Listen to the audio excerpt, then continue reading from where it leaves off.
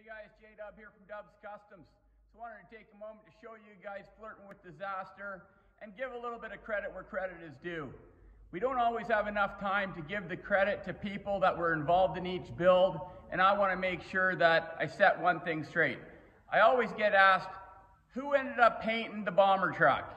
Well, the bomber truck actually has a wrap on it, and some of my good friends up at the sign cellar helped me out with this, and they did an amazing job. So let's check this thing out, and I wanted to make sure that you guys know that this isn't painted. This actually has a wrap on it, and it was done right here in Kamloops at the sign cellar.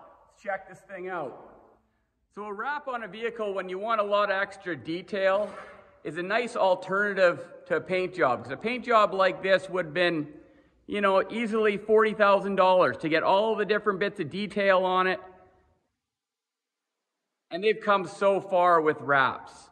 I'm quite happy with this thing. The bomber truck is a showstopper for sure.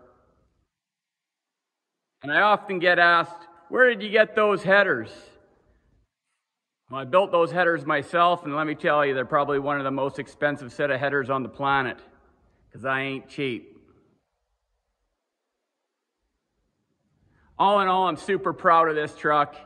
It's a great street machine.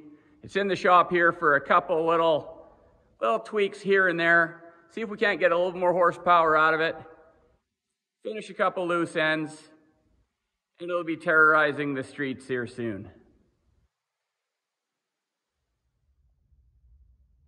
So inside the cockpit, you definitely have to have the aviation gauges, all the switches, and my favorite part,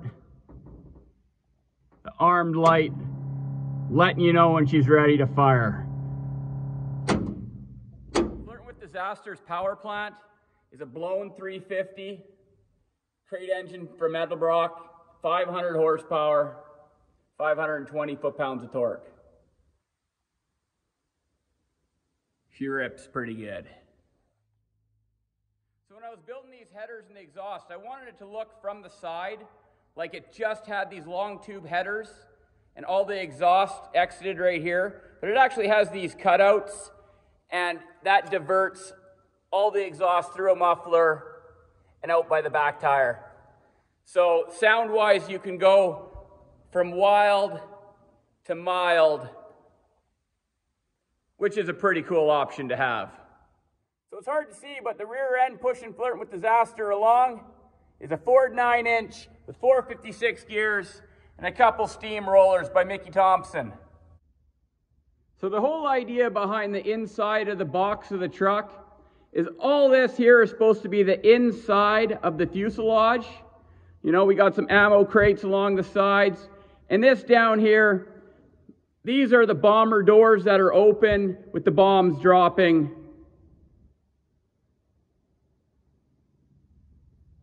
Turned out pretty sick. What do you guys think? So there you guys go, a little closer in-depth look at Flirtin with Disaster. One of my favorite things about hot rodding is that everybody likes something a little different, and I'm fortunate enough to take some people's dreams and make them a reality. So you guys make sure you get your vehicles out of the garage, get them on the street, enjoy them, and maybe you'll see the Dubster out on the streets here soon. You guys be safe out there. Peace.